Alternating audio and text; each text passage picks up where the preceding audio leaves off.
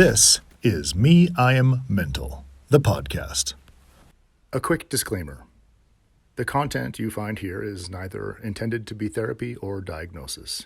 It is provided for educational, informational, and entertainment purposes only. Ladies and gentlemen, welcome once again to yet another episode of Me, I Am Mental, the podcast where we discuss all things mental health. We aim to bring you factual, credible, useful, and engaging information on mental health. It's been a minute since our last episode. We are glad to be here with you once again. Last time when Darren wasn't here, he had gone to Manga in Mombasa. How was it, Darren? We did a comedy show. Yes. Yeah, we performed at the Dough House in Nyali.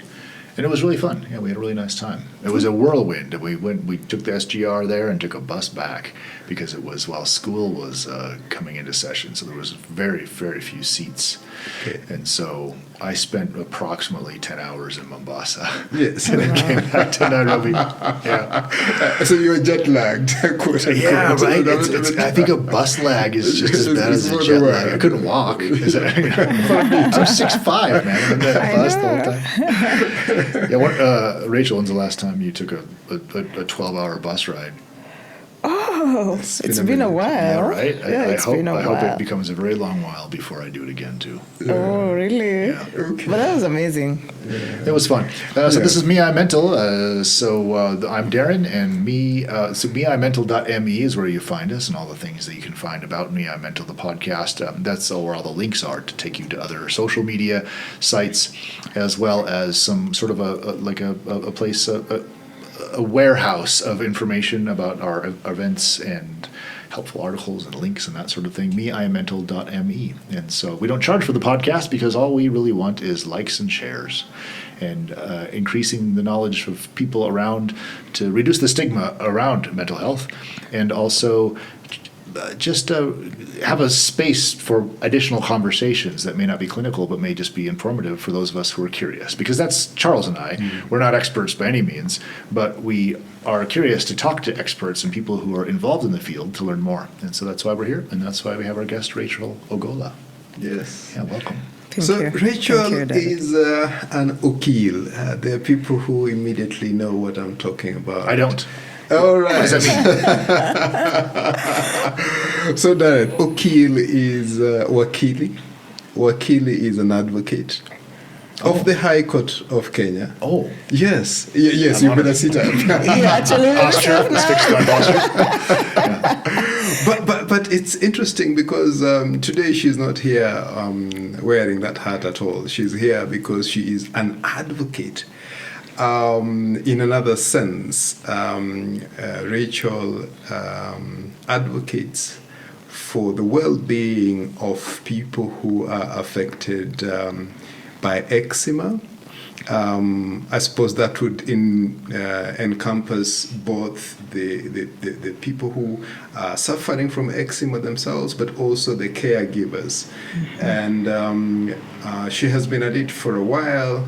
She is currently the chairperson of the Eczema Society of Kenya.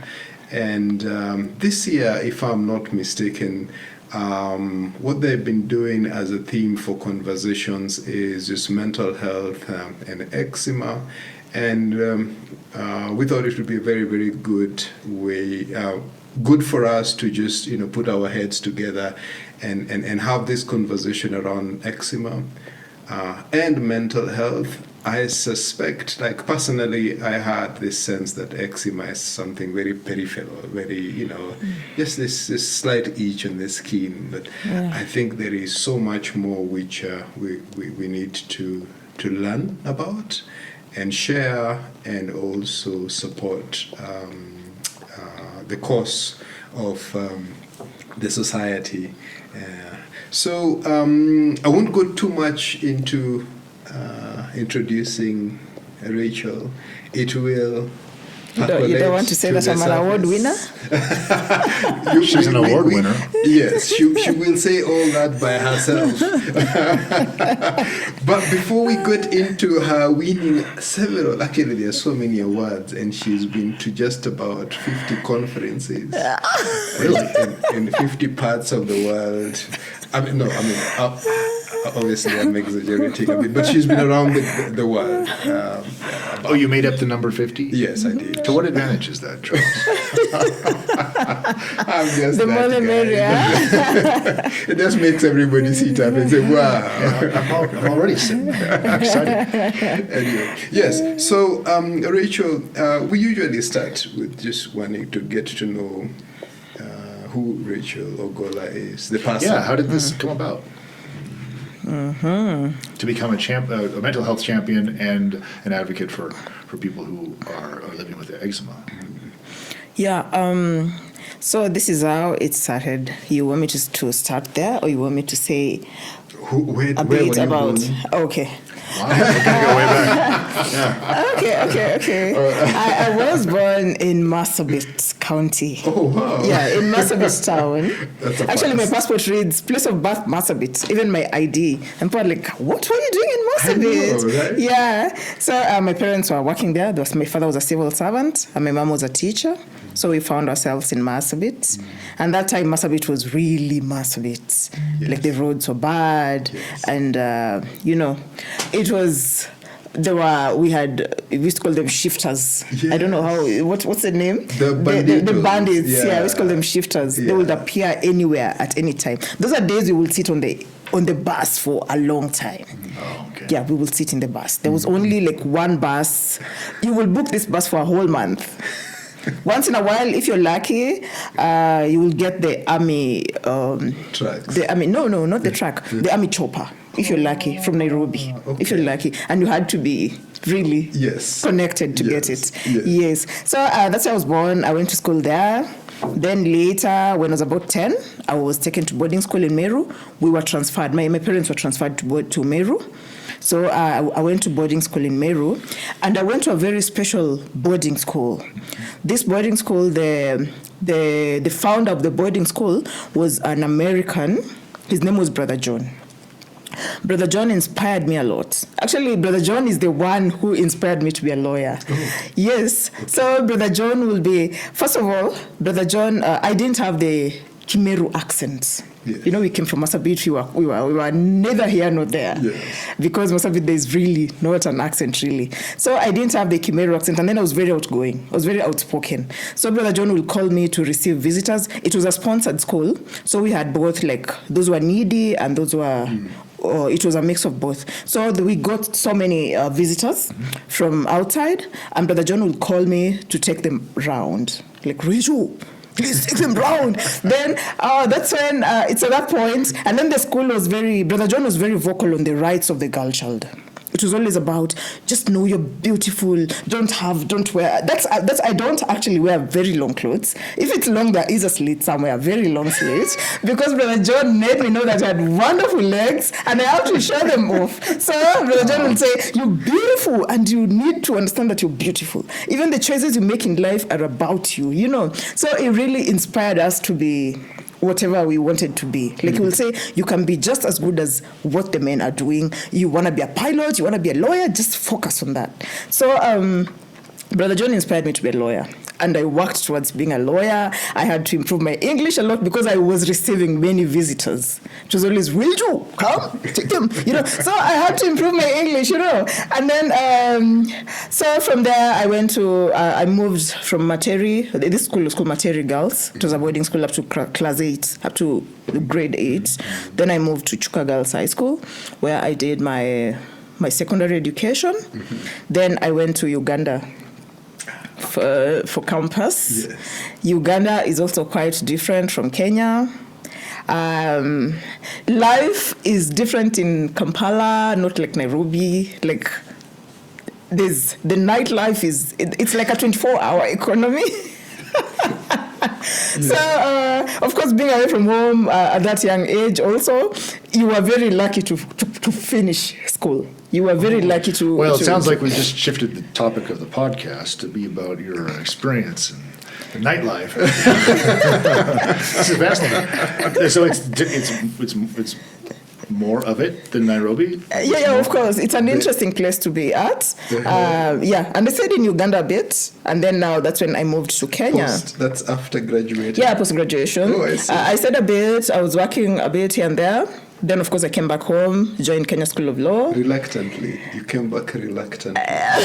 Not really. I think because also my employer was moving countries. Okay. My employer, again, was a British, so he was moving countries. So I came back to Kenya, instead of...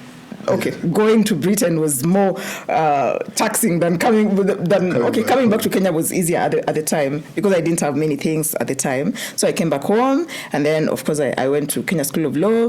Then fast forward, I got married, and I got children.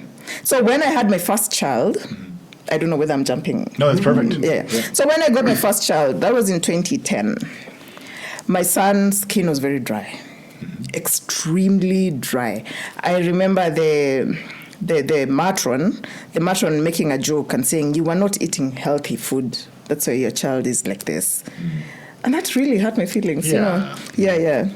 It's obviously already a little bit wondering what's going on, but to have someone blame you. Yes. It's not a good thing. It's not a good thing. And now some of these things, actually, those are some of the mental health challenges that even new moms face. You see, I'm a new mom, and we're already talking about you're not eating healthy. Yeah, right. Yet there's more to that skin than what it looked like at the time, because the skin was extremely dry. So how far off is she? Is it related at all to mother's behavior?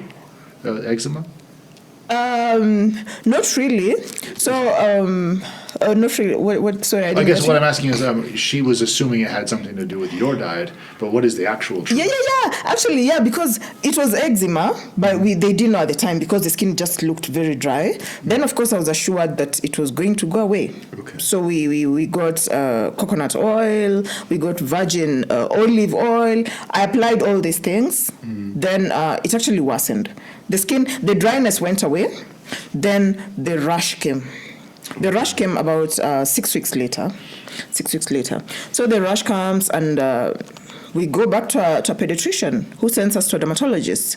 Then the dermatologist says, "Oh, wow, this is eczema." Had never heard of eczema before. Okay, I come from a family of allergies. Personally, I have sinuses. I get, sometimes I get red eyes, depending with what is around me. But I'd never heard of eczema, surprisingly. So, actually, when I look at there's a dudu manyoya. There's a thing that's... It's a caterpillar. Yes.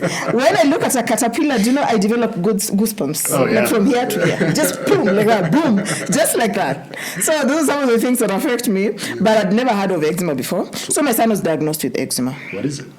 Eczema is a skin condition that is autoimmune. Oh, it's autoimmune. Yeah, it's autoimmune. And it's genetic. Okay. So it can come to... So what does autoimmune mean? Yeah, it means you don't get it from someone. You cannot give it to someone. Like if I touch you, it's not communicable. More like that. You understand? Yeah, and then it's more like something that is inside you. It's inside. It's inside you. So it's something you inherit from either your parents or your great-grandparents, like your lineage. It can jump one lineage, two lineages, but it comes.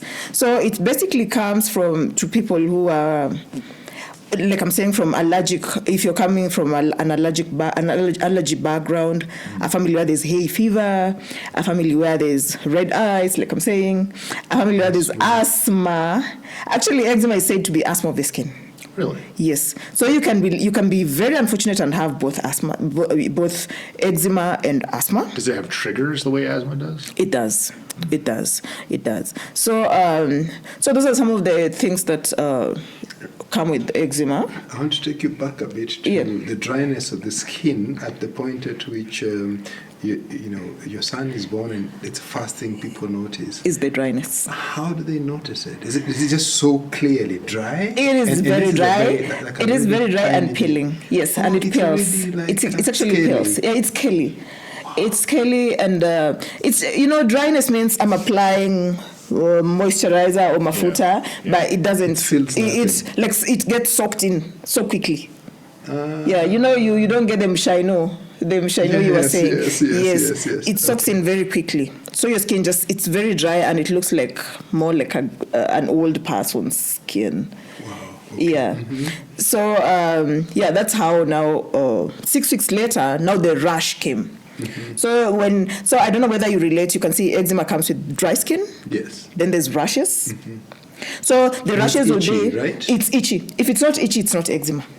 Oh. Yeah. Okay. That's the distinctive thing about eczema against other skin conditions. It's not, if it's not itchy, it's not eczema.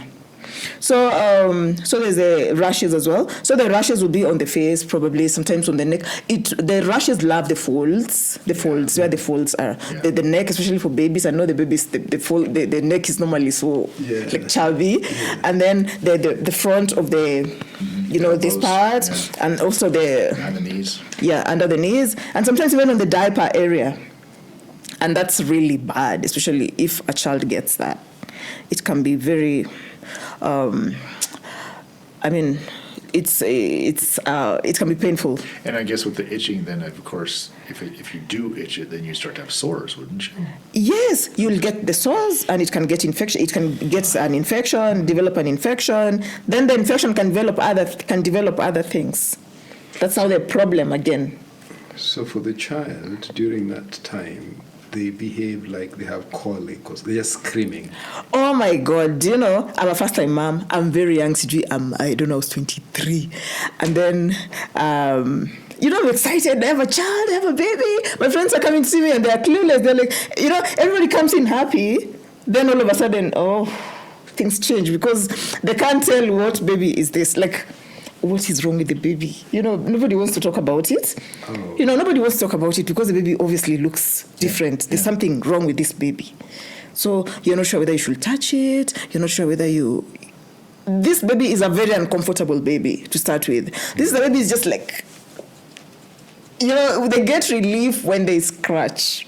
There's relief. You wouldn't stop them from scratching because they get relief. The scratch means they're getting relief. And then, so the baby is scratching, the baby can't eat, the baby can't sleep. You want them to sleep because you're losing your mind.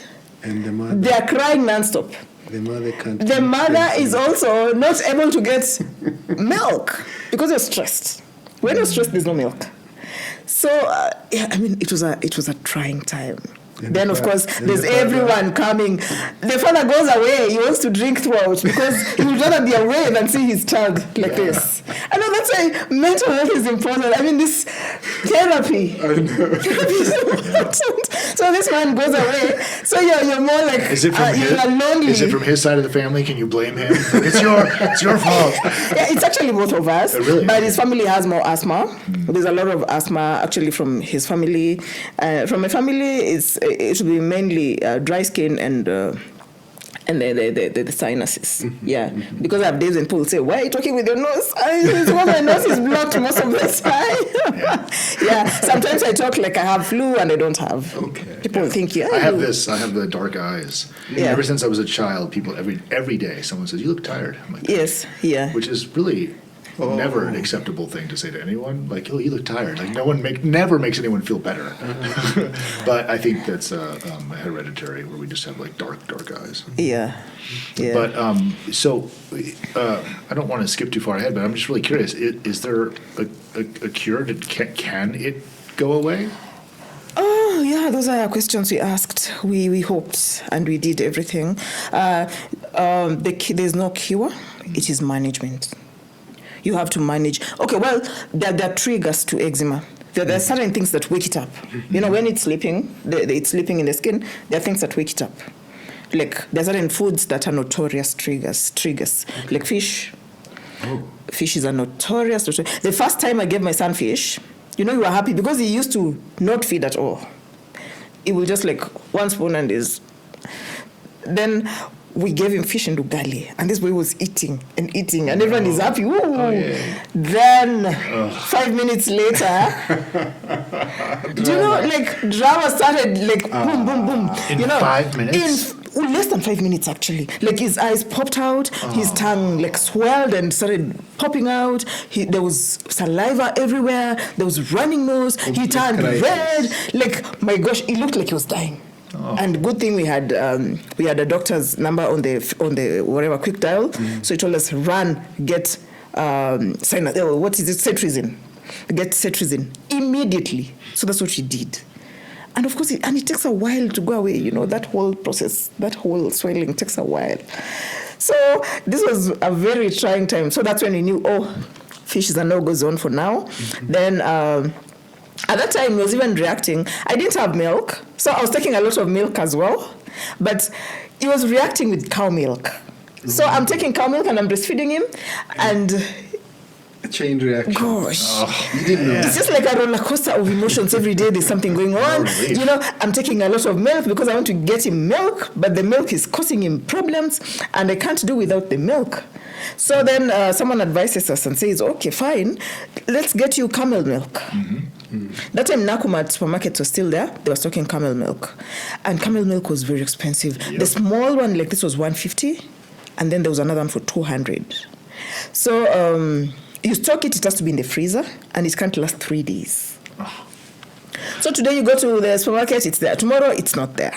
And now this child is taking a lot of it because it's the only thing they're taking at the time. Oh, so the milk was not directly, that's what he could take. Yeah, you see now, the thing is, when I was breastfeeding, some of the things I was taking were actually triggering his eczema. Then now I had to stop breastfeeding at some point. Then we started weaning him. So the fish was the first, the weaning, whatever. So the fish reacted with him. Then now, this is now when we discover, these are the foods I used to take, and they were reacting. Because normally I will take the fish and it's just, and of course, I come from the lakeside. Yeah. We know that fish.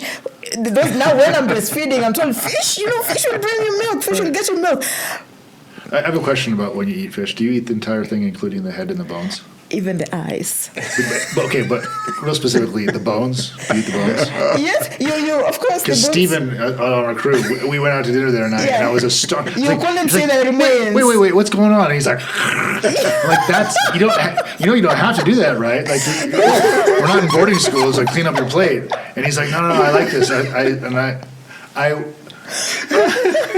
didn't know that was possible, let alone enjoyable, and then something you would continue to do if someone didn't force you to do it. But you also, I said, that's great. Yeah, it's great. The chewing is actually great.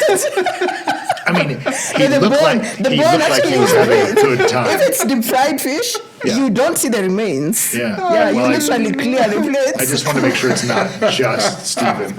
Okay, that's amazing. Yeah, so, but you couldn't do that, so you could no longer eat an entire. No,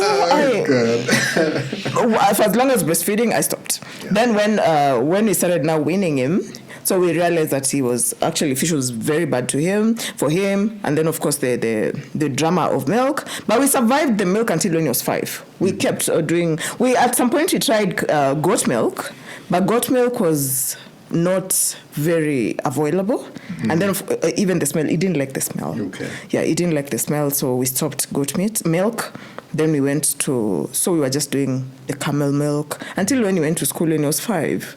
About 5 is when we stopped. We somehow just stopped. We went back to camel milk. Cow milk. Yeah.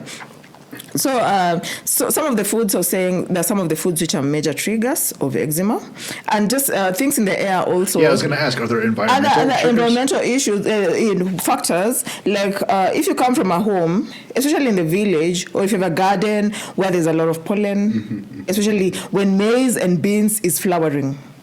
And this is something that people don't know. When maize and beans is flowering, there's a lot of the flowering involved. The triggers is a major trigger for eczema. Major trigger. Yeah, I know people who cut down the maize and beans from their homestead, and their children were just okay. They were okay. So some of those are triggers, even perfumes.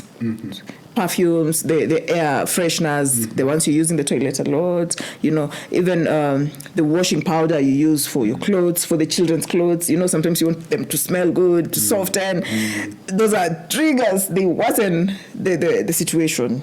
Yeah. So it's just up to you to discuss, to like you put down you write down somewhere. You now you take a notebook and write, when I give this looks like it's happening. When I give eggs, this looks like it's happening. Soya, like I said, my boy doesn't take soya at all. So you just you have to be very present in your child's life to know what is a trigger and what is not. Yeah. Sometimes they run and play football on the grass, and when he comes back at night, he even knows it, but he just now when he's older, he's able to manage, because he knows when I run to the grass at night, I'm not going to sleep. Yeah. So other than the foods, because so you're monitoring what they're eating and trying to manage that. Yeah. And then you also have these environmental factors. Yes. Which you try to manage the best way you can. Yeah. But were there other direct interventions for managing the eczema other than cetirizine, which is what were you doing during that time? Of course, there's the emollients and creams, moisturizers. You have to moisturize the skin a lot, so you have to buy moisturizers all the time. You must have moisturizers in the house. So the skin cannot be dry. When he was very young. Immediately at 6 weeks, when he was diagnosed with eczema, we just started the moisturizing, because the drier the skin, the itchier it gets. When the skin is dry, it gets very itchy. How's he now? He's 13 now? Yeah, he's 13 now. Now he knows his triggers, so he's able to know. He knows what triggers him and what doesn't trigger. When you say trigger, do you mean trigger to make it worse or trigger to be there at all? Trigger to make it worse. Okay, so it's always there. He has his good and bad days. The days when he doesn't have anything, you look at him and you're like, okay, where's the eczema here? And the days he just his face is just all over. Yeah, he just has his good and bad days. Has he had to miss school because of it? He has. Yeah. He has missed school a lot, especially when he was younger. Yeah, he did miss school, but we explained to the teachers. We always kept on explaining to the teachers so that we stop bullying. In school, there's a lot of bullying that will happen, especially for a child that age. Of course, the one or two times there'll be someone who doesn't want to play with him. Yeah. Even the coaches who train them, like probably. Swimming, sometimes he's in his costume and his skin looks weird. Everyone else is looking at him. Does the chlorine make it more dry? It does sometimes. Sometimes chlorine actually makes it itchier. Yeah. So let me understand this. So even as of now, his skin still has like the scars, a bit of the scarring from the itching and all that. Okay, one thing I'll tell you, there is a time his skin he just turned, his skin like the color of this table. The time my son was just like, people thought you were bleaching him. But it's because we are using too much steroid. The problem again with most of these emollients that are given in the hospitals, most of them are not regulated. Sorry, so sometimes what is an emollient? Emollient is a special cream that is used is mixed with, probably there's hydrocortisone in it, and there's something to make it, some jelly to make the skin. It's more like for treatment. That is specifically for treatment. So sometimes, most of the time, there's a lot of carelessness that comes with it, and you will find a child has been given. There's a lot of the excess steroid in it, and when you use it, you will see something. Of course, it makes the itch go away so quickly. You will get an emollient today and tomorrow the itch is gone and the skin is looking all lovely, looking good. But when you stop like this, it comes back. It develops a dependency issue. Yeah. But the thing that nobody tells you is the side effects of what you're using. Like what? The side effects, of course, Too much usage can even damage your inside, your organs. You know, it can damage your organs. Because steroids, I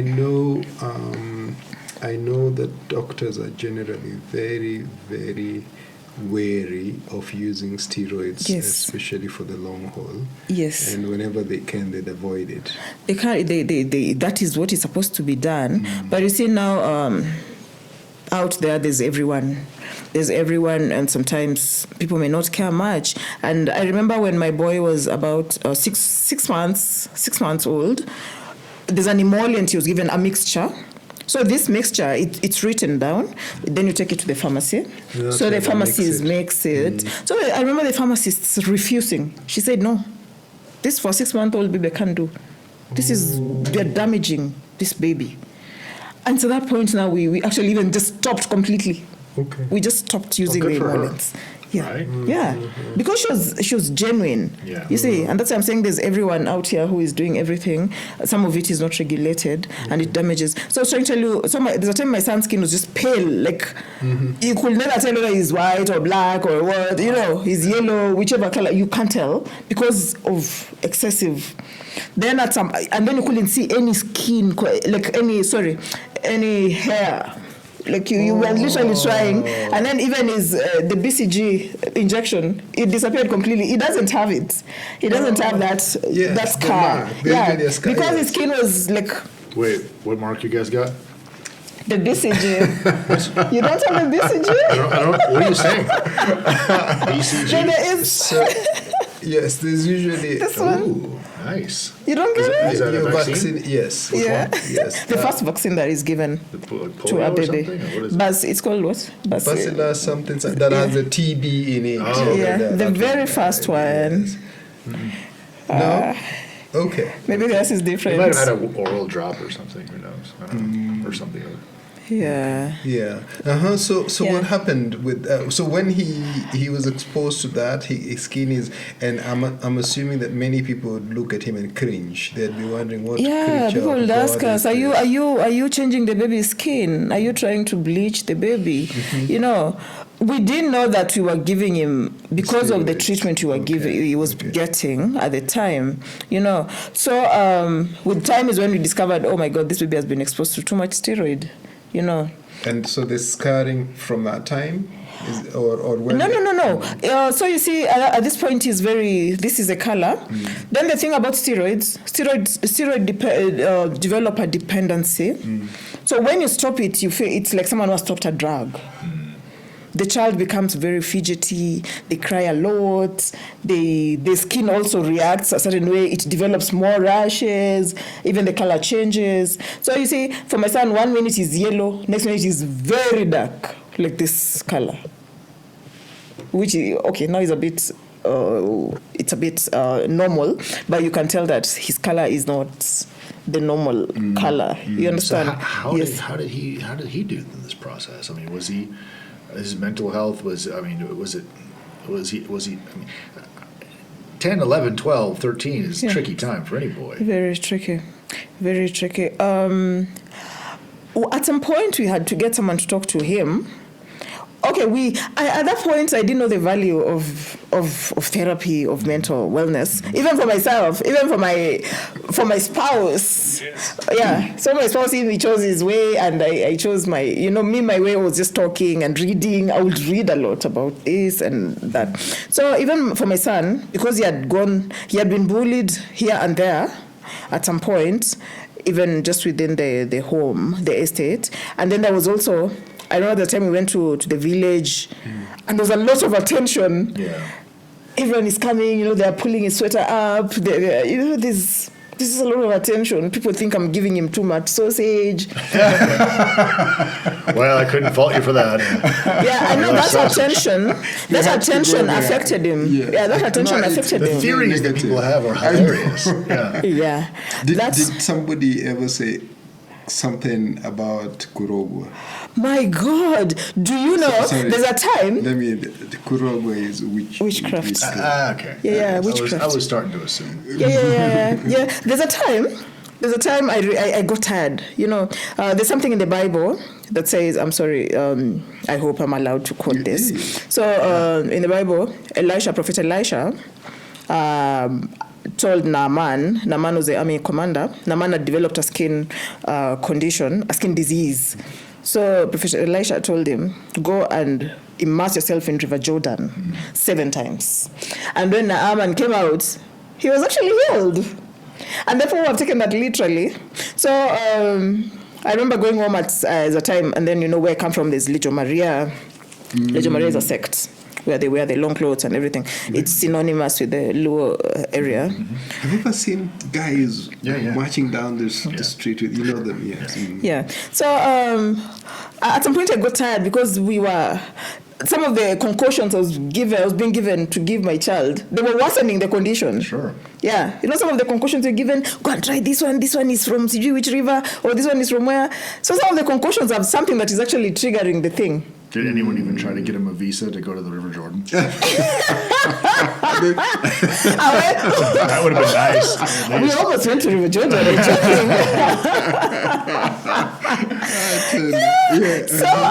So at some point I refused. I got tired of taking him places, So I refused. You refuse and you find yourself literally, there are people who have been brought behind your back. Yeah. So they're like exorcising demons from your house. Yeah. When you're not there, they're like removing things. They're removing things without your knowledge. Someone, a relative who really cares about you has already. That's for the thing on the wall. The flyers.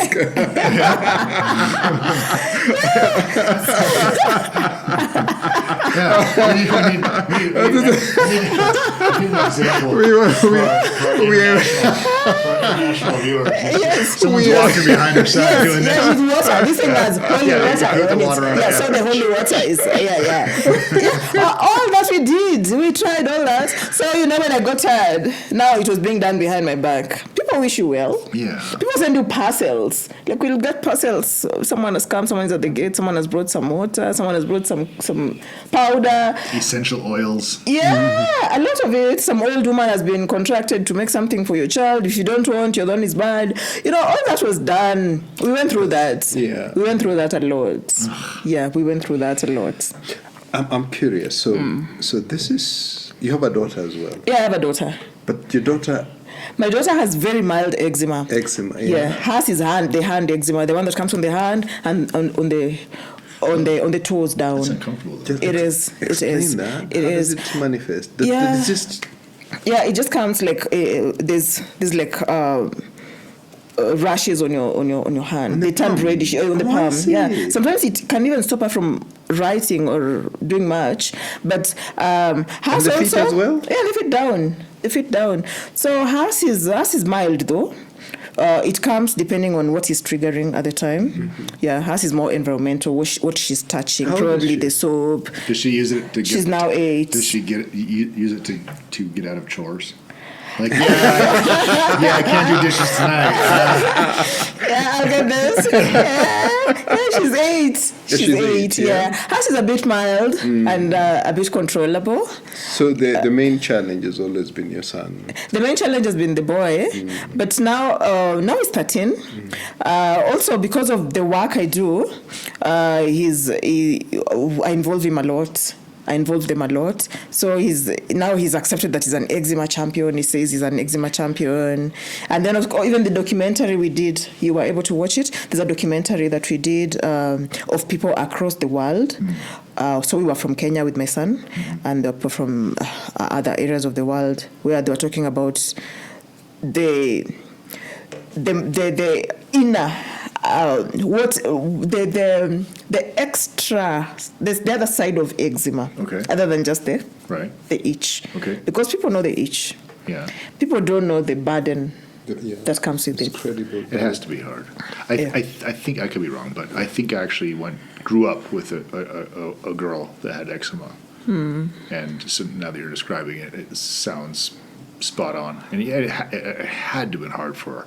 Really hard over the years, and she missed school a lot, and it just looked uncomfortable all the time, and I think it might have also affected her hair growth. possibly on the head. Yeah, You can do yeah. that. Most of them, it affects the scalp. Yeah. And because of the itching a lot, it affects the growth. But so now there's that I very think- little hair I on the swore head. I saw her at the class reunion, and she looked so much better. Our 20-year Yeah. reunion. She looked like a different person entirely.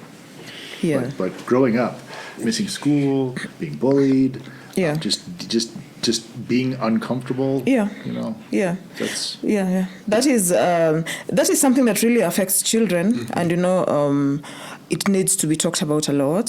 Like, especially when they're growing, when they are now coming to preteen and teenagehood and adolescent stage. Because there's a lot of self-awareness.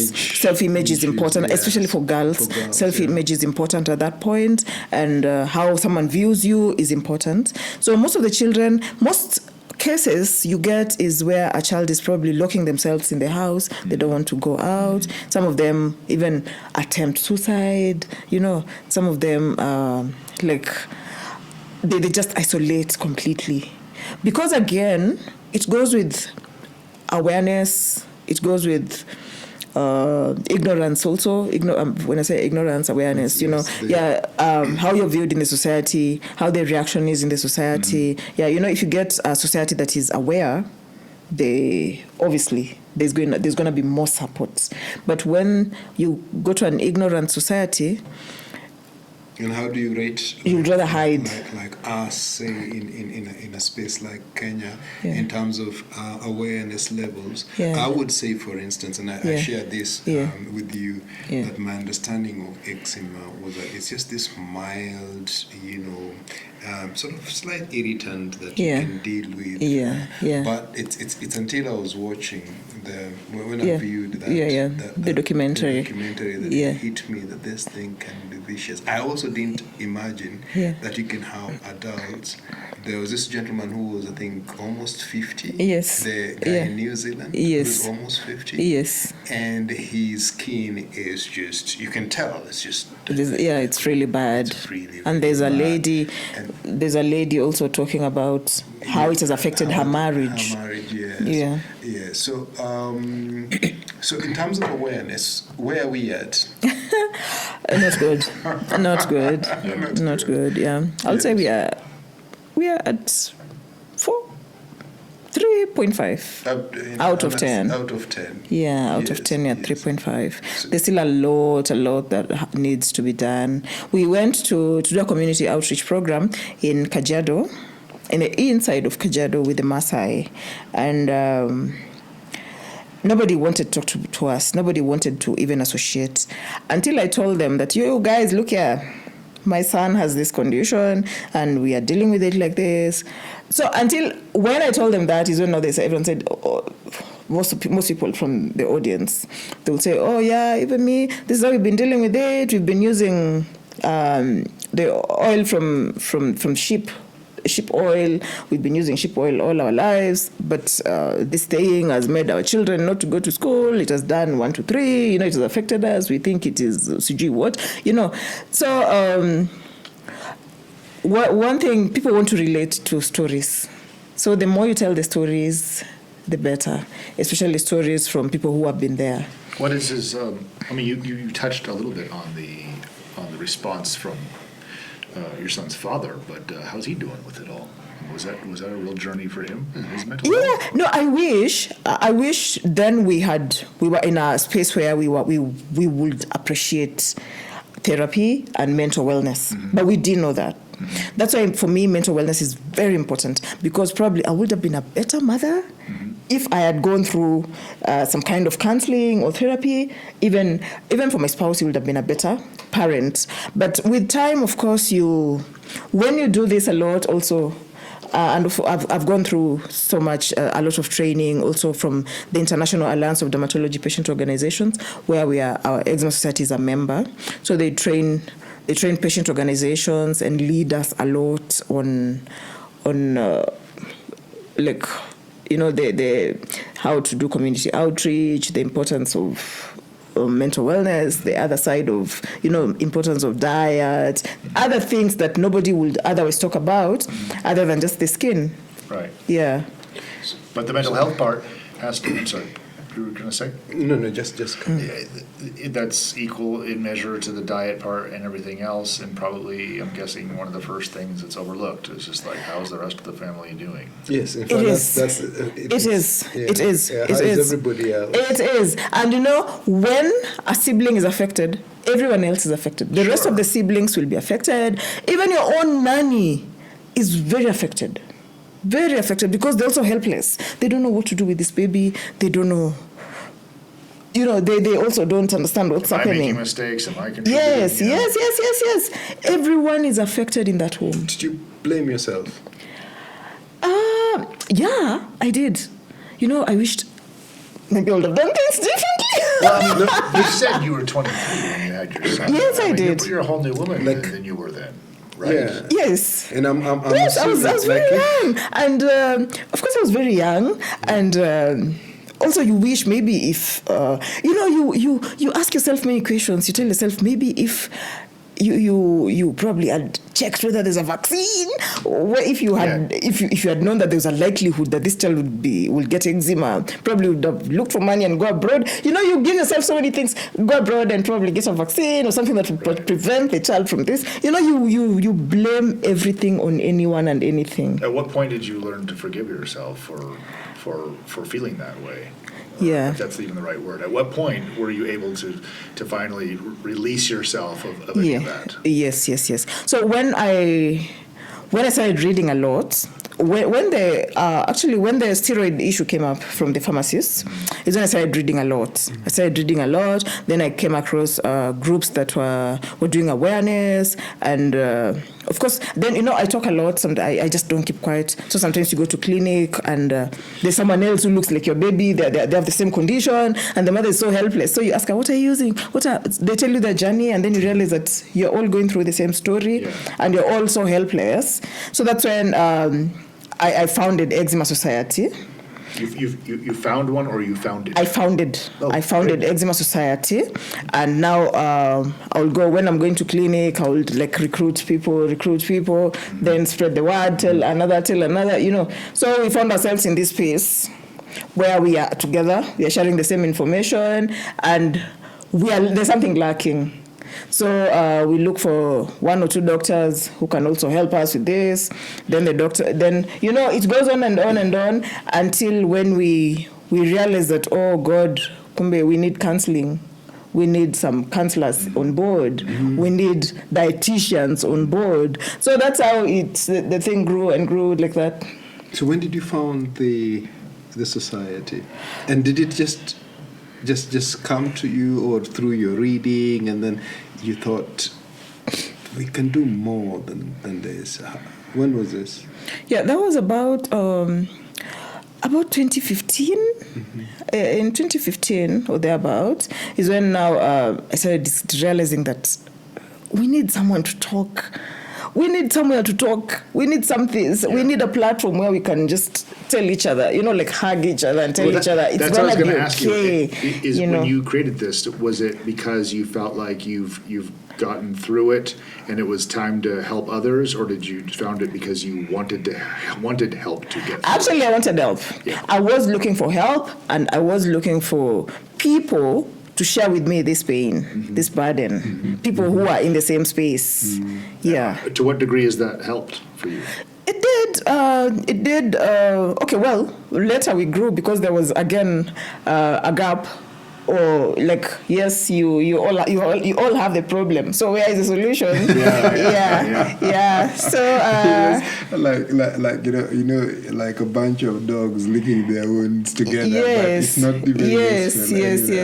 So where's the solution? Mm-hmm. Yeah. Then we had doctors coming on board, dermatologists coming on board. When you say coming on board, yeah, did they do that of their own volition, or you decided we're going to reach out?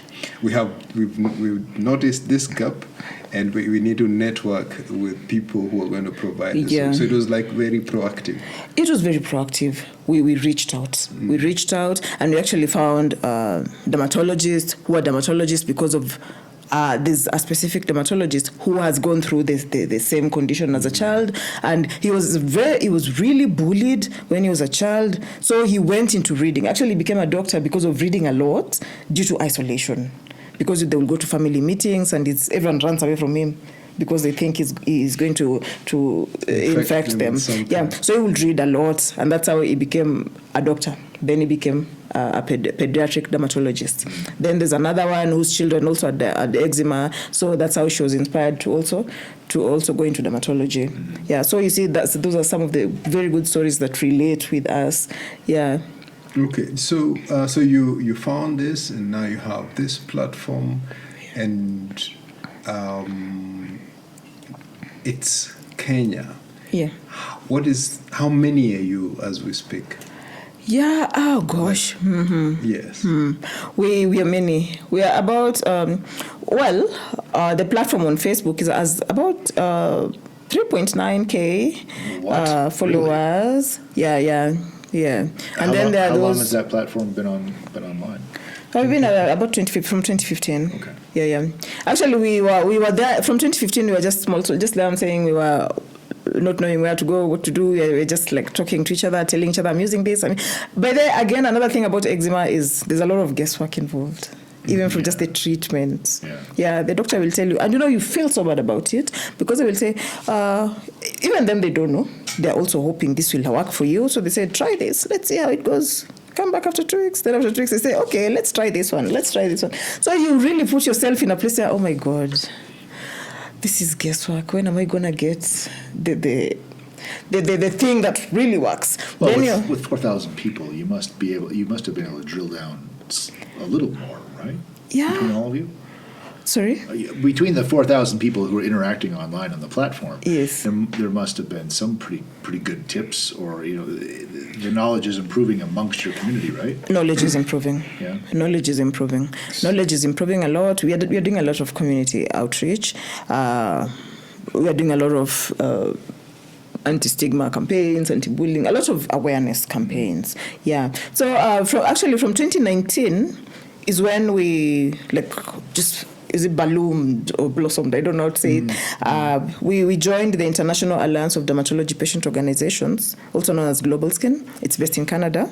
It's a membership platform for dermatology patient organizations. So when we joined that, they were able to empower us with funding, with toolkits for training, a lot of seminars, a lot of there's a lot of conferences, a lot of So from there is when we are able to know what to do, what not to. There's a lot that they've helped us with. What percentage of the population is affected by eczema? In the world, it's about 230 million. In the world, that's as per WHO research last year. One in I can't do the math. Yeah. In Kenya is they say up to 4 out of 10 children, So I want you to now outline in your own way. Firstly, before we go to you outlining some of the other challenges, the cost, a personal cost, and just of dealing with eczema. What does it look like, and how do people? Where do people get the resources? In your case, did it affect your ability to provide for yourself and your family in other ways, because you have to, channel all these resources to dealing with this? It's expensive. It's said that it's more expensive to treat eczema than it is to treat diabetes in Kenya. And that means a lot because diabetes is equally expensive. So there's a cream just the size of this cup, of this glass. The cream will cost you about 4,000 shillings. And it lasts how long? And that's now this will last you 2 weeks. Oh. So you need about 2 of them to last the whole month. You have not 1 child, 2 children, or even 3. Some people even 4 of them. All of them are affected. This is a child, and probably. Let's not even say children alone. They're adults also affected. For an adult, this is very small. So you need a lot of this. This cream is very expensive. And it's one of many creams, or? It's one of, I'm just giving you the average. Right. There's a cream that will go up to 6,000, 7,000, even 8,000. I know the higher the price, the better. The results. This is not expensive.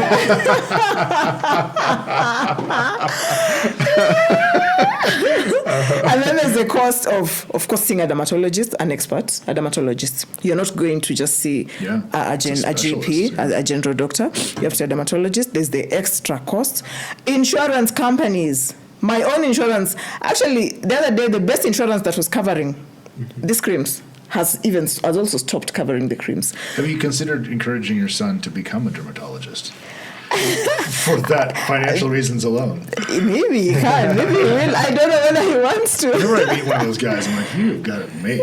This kind of doctor who's got a plush, big plate. Have you seen the one at Yaya? That guy has the whole floor. Hit the whole top floor. It's like one guy. He just kind of looks at your skin and goes, you got that. That'll be 8,000. It's like, that's all you have to do? Dermatologist? Yeah. I would. If I was to go back in time, that would be a good career move. Oh, yeah. Yeah, it's expensive, and insurance companies don't cover the creams. Yeah, actually, the other day we were petitioning the government there's an ongoing online petition for the government to waive taxes on creams and emollients that are used for the treatment of eczema.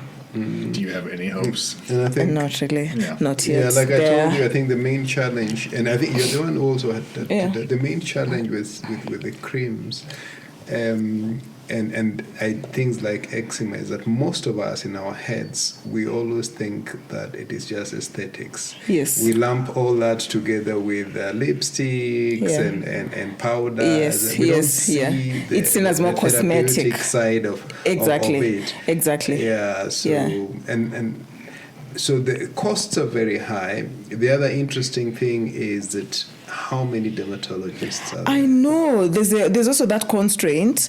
We have 30 registered dermatologists against a population of 50, are we 55, 56 million? As per the last census, as per the last census, I think we were 55 last year, I think. Yeah, so... so there's a gap. Big one. And out of this 30... Alex, have you thought about going into medicine? Because I'm telling you, dermatologists, it's like, you sleep well at night, it's... I talked to my general practitioner, too, my cardiologist. He's like, oh, yeah, dermatologists have it way easy. Like, they all do. But there's a real need, huh? Yeah, and you see, out of this 30, maybe 20 are in the cities. Only 10 are out there. Yeah, 10 or even less. So people are very underserved when it comes to... And then also... Do they even know that... So the other interesting thing is, do people really know that you have the specialists? That's another problem. Actually, the thing about eczema, by the time... the patients will tell you, by the time you're diagnosed with eczema, you've seen at least 3 GPs. Yeah. By the time you get to the one who figures that this is what it is, and therefore they refer you to the dermatologist. Yes. And then you find that if you are in Marsabit, you have to come to Nairobi. Yeah, maybe yes, maybe not. Maybe there could be a visiting dermatologist in Marsabit, probably once a week. Maybe it shows up once a week or once a month. Or maybe they could come once a week, but there's a whole queue, so you will have to be booked probably. It's so difficult. Yeah. So let's sort of talk more about the mental health aspect of this. Are the parents and kids involved in the organization being directed specifically about that? Because I'm just guessing. Does stress contribute? It does. It's actually a trigger. Yeah. So it seems like it could be a real cyclical thing. And so you don't have to answer this question, but I'm always curious, because I know if I experience stress or anxiety or symptoms of mental health being a little on the edge, it manifests itself in different ways. And I find that as I age, almost every year it manifests itself in a different way than it did before. When I was young, maybe like 2021, I would get sores behind my ears if I got really, really stressed. Then later it would be like joint pain or something like that. And now, even this year, I get getting a ringing in my ears. That never happened before. So you don't have to answer, but I mean, how do you feel that your mental health or stress response manifested itself in you? Because I think sometimes it's common for people who are dealing, and I'm speaking for myself, who are dealing with mental health issues, they don't know they are. They think they have some other thing because that's how it's manifesting. Would you be willing to tell the viewers like how your response? Yeah, especially when my children are like, for my son whose eczema was chronic, whenever he would really like scratch and probably he has a flare, I'm really stressed at that point because this boy is just nonstop like this. He can't sleep. I can't sleep either. I can't sleep completely either. So you find yourself, even when you go to work and probably a client has come in, and probably you're discussing bills, probably you're billing the client, that day it has affected your mood thoroughly. Yeah. So you tell client, this is 5,000, and client is saying, no, I have 1,000. You tell them, you know what, just leave. Like you're tired, you're exhausted, you don't have any energy, you don't have more energy. That one of the ways is you get short with people. Yeah, you're very agitated. Hurt or yeah. And I was agitated a lot, by the way. I was really agitated. I remember I was really, really agitated. That's why I keep saying I probably would have been a better parent if if I got counseling or therapy at that point. If I knew that there was need for that, So I didn't know. So I was just very agitated and. Someone does your hair and you're like, what is this? What have you done?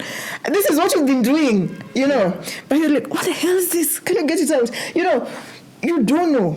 You don't know this is something you're dealing with. And so you find yourself in a situation where people are talking about you. They're saying, you're taking out on people. Mm-hmm. So they're saying, this one is a moody person. But I don't know, this is something manifesting, projecting from another thing, Okay, And you also don't know, you're not clued in enough at that point to recognize the intersection between how you're behaving and the fact that this is stress carried out. Yes, and I used to cry a lot also. I used to be very, very, very easily, what do you say? Emotional. Very emotional. Yeah, I would cry a lot, like small things. I'm just crying. Even I'm watching a movie and I'm crying. I'm curious. When it comes to crying, were you able to cry in front of other people, or did it turn off when people? No. Yeah. There's a time I cried. We went to a hotel. We went to a hotel in Mombasa. Actually, a very good hotel. And that time, because of change of weather, because of the heat, so the boy has really serious triggers and is just wearing his costume. Then he gets into the water and everyone else gets out. Everyone gets out. Gosh, you don't see, you don't know what to say. Yeah, so I just started crying and, I'm telling of people and I'm crying and... Man. I know. But right now, I think the space where I'm at now, I wouldn't cry. Probably I will even school them on what eczema is. I will take my time to do all that. Yeah, but then that time I was really affected. I was really, really annoyed, Yeah, and I got very emotional. I cried a lot. And then also sometimes you're going somewhere and probably it's very hot and the child is just probably in diapers on the stroller. Then there was only someone giving advice. Everyone wants to say something. That's true. Everyone wants to make a comment. People want to tell you how it works. Yeah. And I didn't like people saying these things. When they tell me this, I start crying. I would start crying. When they tell me, this will go away. My son had this. Someone else will say, oh, there's someone you can go to. There's someone. Like, I didn't want these comments.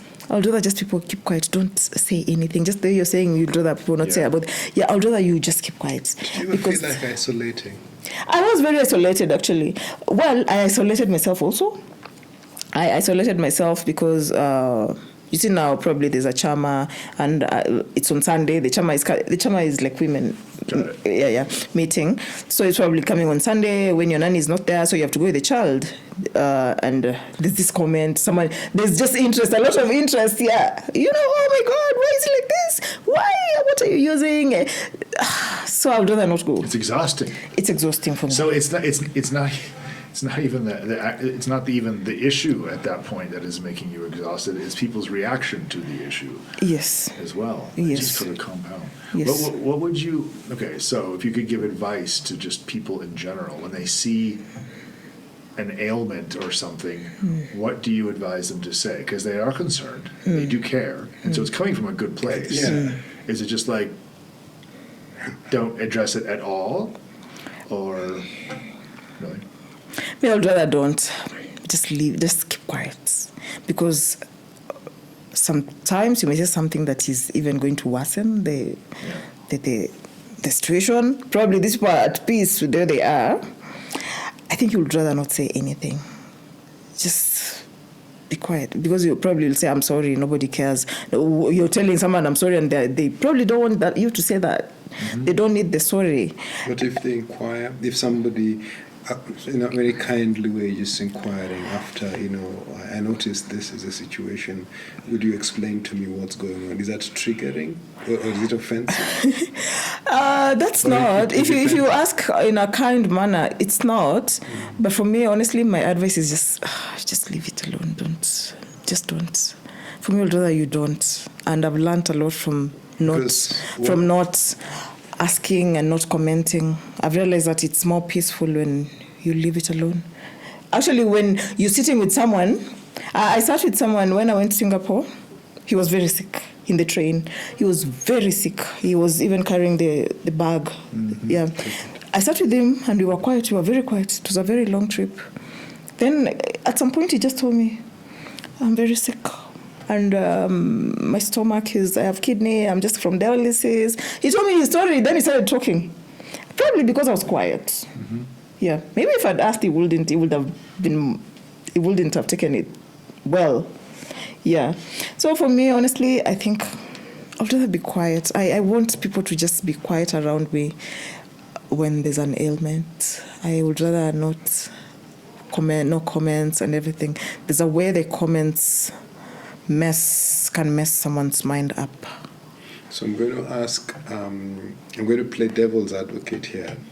So you have, on the one hand, you'd rather people don't engage.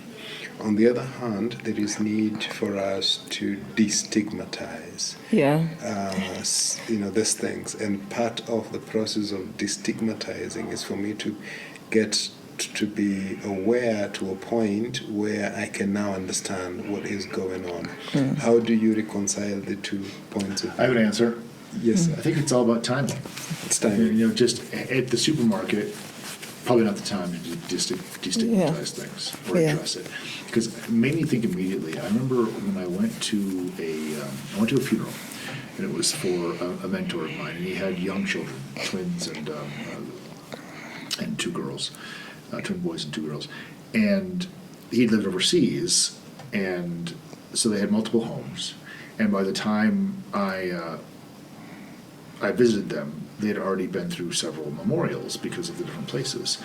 And one of the things they said is every time people come up and they want to say, "Oh, I'm so sorry," it's just it's like opening the wound again. We've been dealing with every time someone makes a comment, it's like now it's at the front of my mind. I'm trying to get through it. I'm trying to live my life. But every time someone says something apologetic or whatever, I know. Right back in front. Is that kind of... Yes. Because also, especially when children are involved, I remember my son, whenever there was a reaction, someone is commenting, he will start, even if he was not scratching, he will start scratching.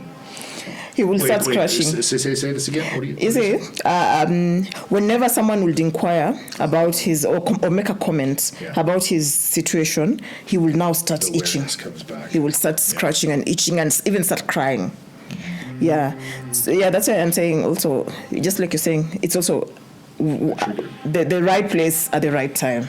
So Charles was also saying what is...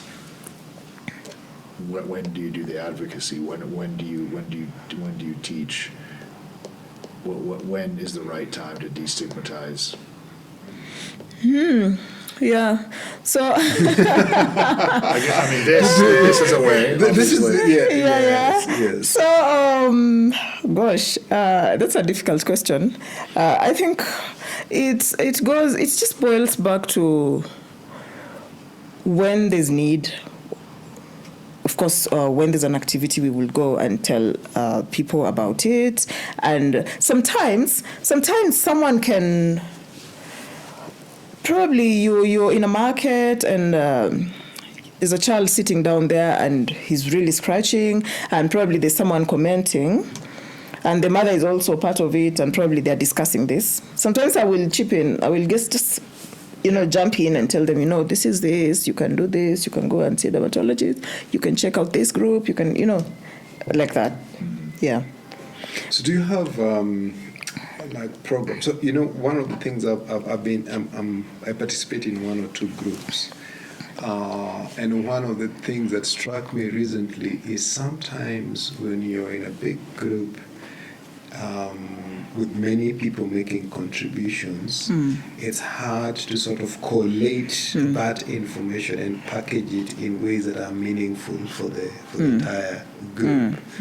And so maybe a better approach sometimes would be for somebody to come up with some presentation or something, and then guys follow up with comments so that there is structure and order around it. Now I wonder, do you have programs that do that for the group? Yes. And which of those programs would you consider to be your flagship program? So most of the time we would, probably when people are asking too many questions about one thing, we, out of need, other than what we have structured for the year, out of need, we will bring a dermatologist on board. Then, of course, we'll have taken him through what the issue is. People are probably asking, there's probably, people are talking about soaps. They're saying bar soap does not work, yet bar soap is the most recommended. And then people are talking about, probably, people are talking about diet, elimination. And now elimination of diet, especially on a toddler, is bad. Because if you're eliminating the most crucial food for growth, then what does that mean? Yeah, so we'll have taken the dermatologist through what is expected, or even if it's a dietitian, then they will come. They will probably do like a Zoom that is aired live on Facebook and Instagram, and then people can follow. Then later, the doctor will take a Q&A. Okay. Yeah. Okay. So we'll have announced, of course, like 2 weeks prior that this is coming, check out for this, ask all the questions you want to ask, this is about this is going to be about this. Yeah. Who funds you? We want to know, because we know that some of you are doing money laundering. Wow. Shut off his mic, please. Well, I wouldn't say we get funding per se. We get supports. Okay. We get support with partners, collaborators, and networking friends. So, like I told you, we are members of the International Alliance of Dermatology Patient Organizations, also called Global Skin. So normally they will probably fund an activity like World Atopic Eczema Day. They will fund something like probably they'll come up with a product and say this is called Eczema Impact Fund. So choose between education, advocacy, research, or media platform, digital platform. Sorry. So you choose whichever. Then now so that's where you base your activities from. Yeah, it's a small support, but it helps a lot. They will give you. They'll give you material, they'll give you toolkits, they'll show you how to write letters, they will take you through a training. So those are some of our friendly organizations that support us. We also collaborate with, like this year we are collaborating with L'Oreal, who helped us do 1, 2, 3.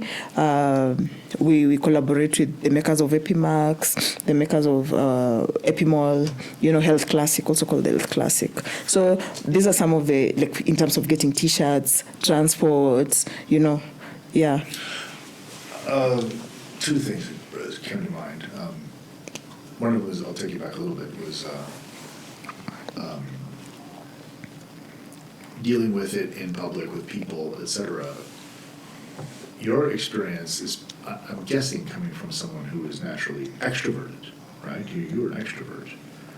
Yeah. I can't I think so. imagine what it would be like for a mother or father who's completely introverted dealing with that in the supermarket or whatever. It must be a huge stress. And I can see it could really have a snowball effect in terms of how they interact and interface with the rest of the world. But then second of all, if left completely untreated, if we're talking about people who are in a rural setting, this could be quite bad. It is. I mean, it can be very... What is worst case scenario for untreated? Yeah, it can cause death, by the way. Really? Yeah, if it's untreated, of course... Because the infections? The infection can even result into something worse, probably cancerous. Oh, really? Yeah, and of course sometimes... Eczema also, some of the compartments. They call compartments. They call it compartments or something. Yeah, they like what the accompaniments to it. Yeah, it's like bronchial issues that involve bronchitis, and some even for the bones. It can cause arthritis even in children if left untreated or mismanaged. Yeah. So, and also the side effects of some of these creams we are using. Yeah. Yeah. It affects a lot if left untreated. So these are some of the things that you see now. If you're in the village and you're still depending on River Jordan, and you're scratching, and then it becomes septic. It's a wound that will just become very septic for a long time. Yeah. You see, these are things that can cause you other problems. So there really needs to be sort of an educational campaign that sort of reaches the whole country. Yeah, and that's what we do. We try. We have gone to a number of counties. We have gone through to schools. We have gone to churches. You know, churches now. If you go to like Western, and you ask the mobilizer to take someone from every county. So that means you have taken someone from a church from every county. So you see, the church will go back and the church leader will go back to their congregation. So you know that one you have impacted thousands of people. So you actually use a church route. Church leaders, and then also women leaders.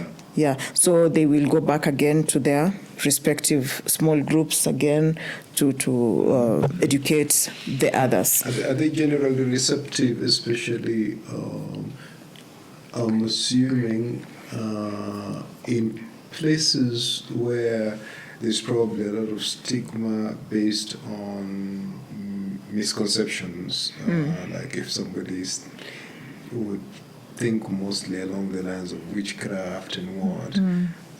When you educate them on what's going on, how do they usually take the new information, and do they feel courageous enough to then go back to their people and address it, or is it a big challenge?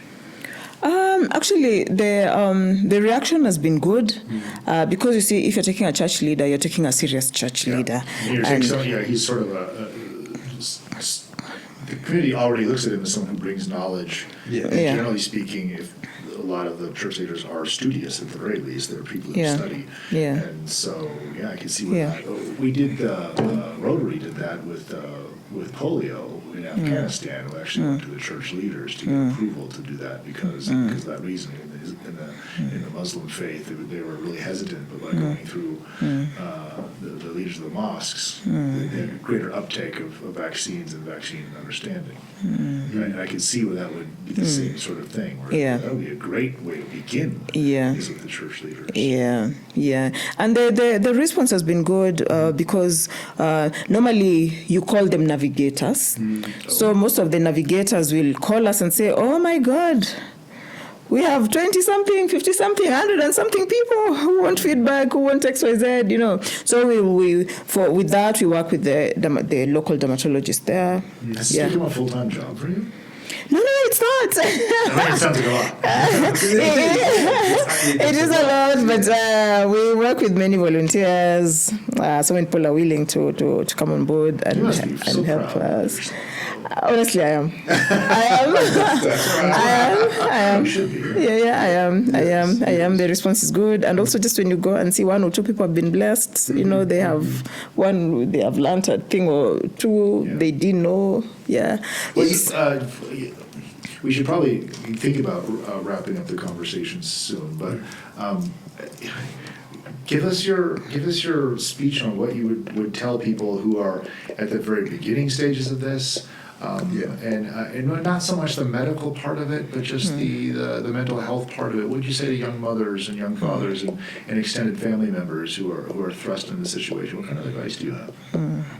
I'll say eczema is a skin condition that is treatable. It is manageable.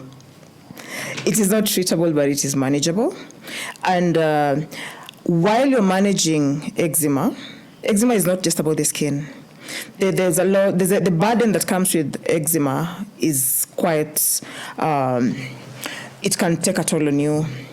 The affordability bit, the stress, the fatigue, the sleeplessness of children, the stigma, the bullying. I'll say take care of yourself, take care of your mental wellness, take care of the self-esteem of children who are growing up. The self-esteem is important. Even for my own child, I worked on the self-esteem. I worked on their self-esteem a lot, because if you don't work on the self-esteem, you're going to injure that child. Like their future is going to, they will develop childhood traumas that you will not be able to take care of later. So if you go to school, the child is a school-going child, talk to their teachers, let them know the situation, let them know how to manage it, let them know when to inform you and what to tell the child and not to tell the child. Because children are also really, really damaged at school by their teachers because of the comments that are made. Both teachers and their fellow pupils. Also, if you're working and you're struggling with eczema, let your employer know. Let your colleagues also know what you're dealing with, because there are days you will not even have the energy to go to work. There are days when probably you will be so tired, you have been scratching the whole night, and there are days when there are those who will even be removed from certain positions, especially those who are in the hospitality industry. They'll probably even lose their jobs or be taken to the back. Let your employer know what is happening to you and let them know that this is a manageable condition.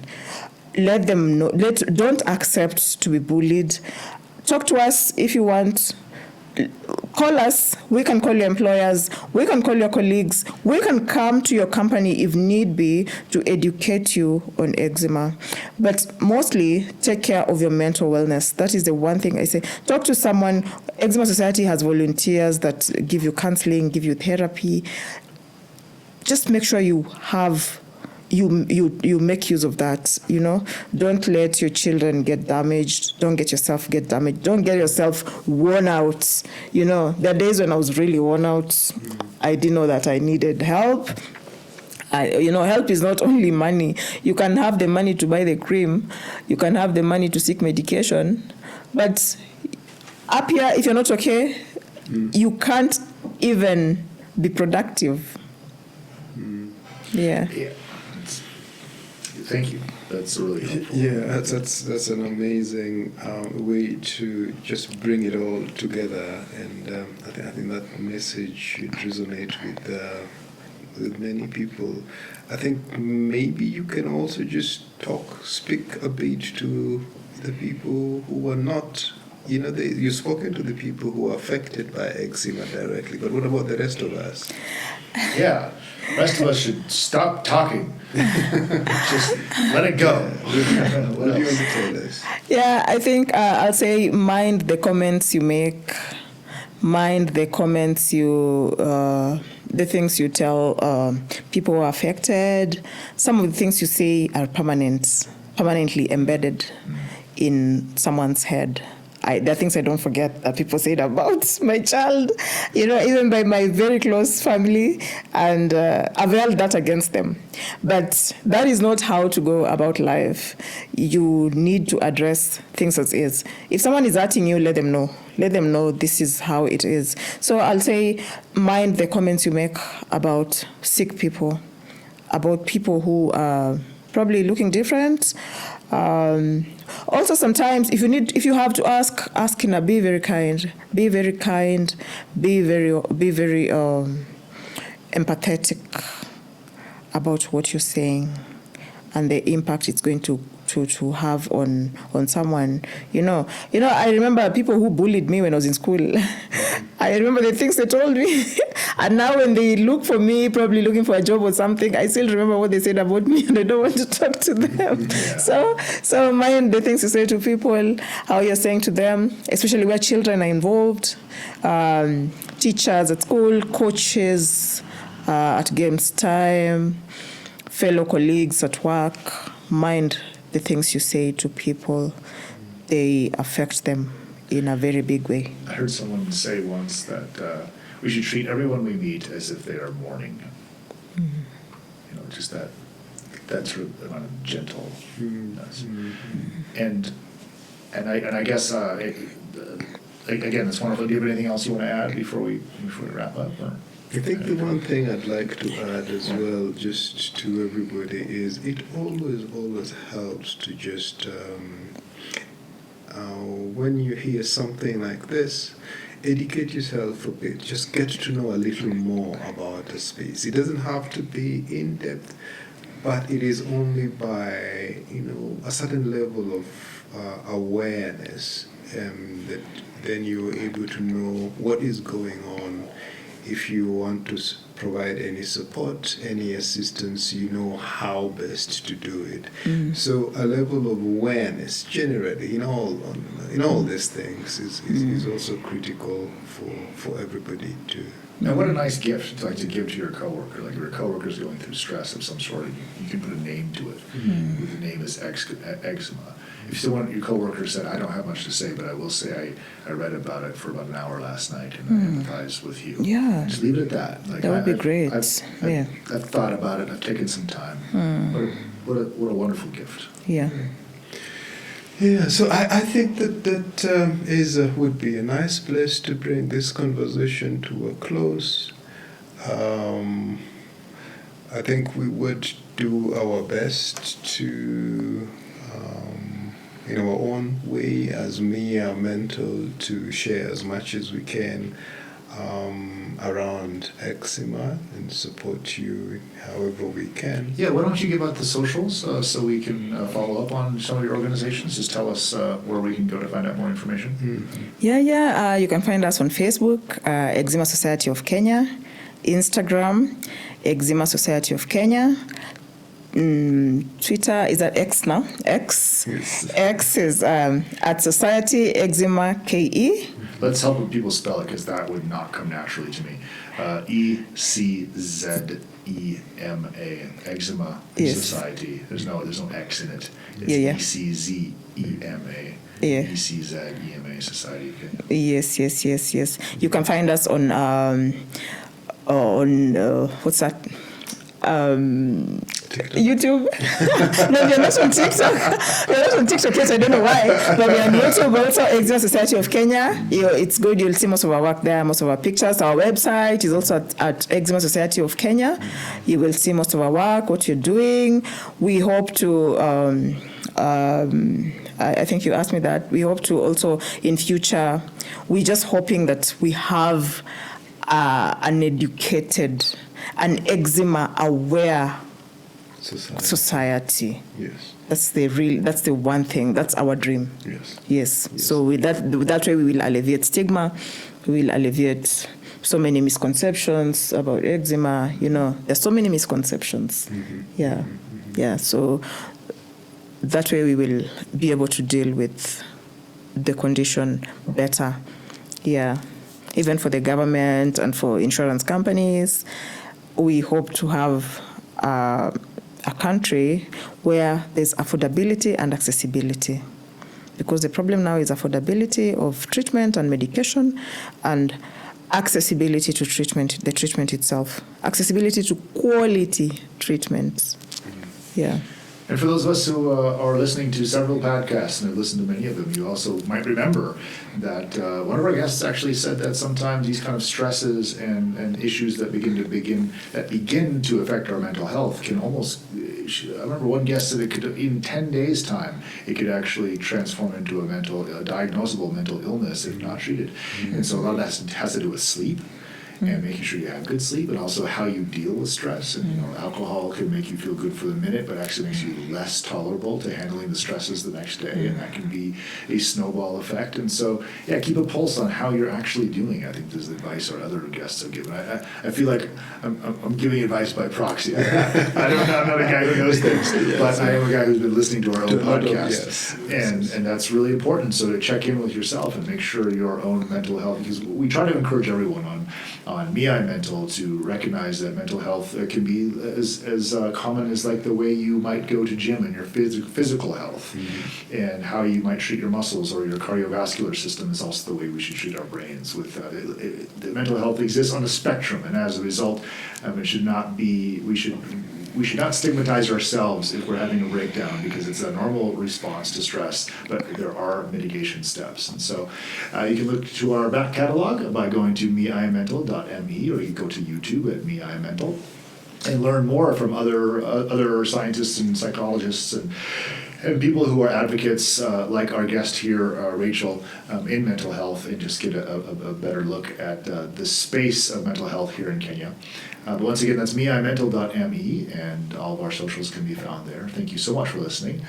My name is Darren, and I'd like to give a big thank you to Rachel Ogola for coming, and your many awards that we didn't always mention. There are 50 countries you've been to. Charles made up. On behalf of myself, Darren, thank you, Rachel, for coming. Thank you too. Thank you. And until next time, thank you so much for being with us today. Bye-bye. Thank you.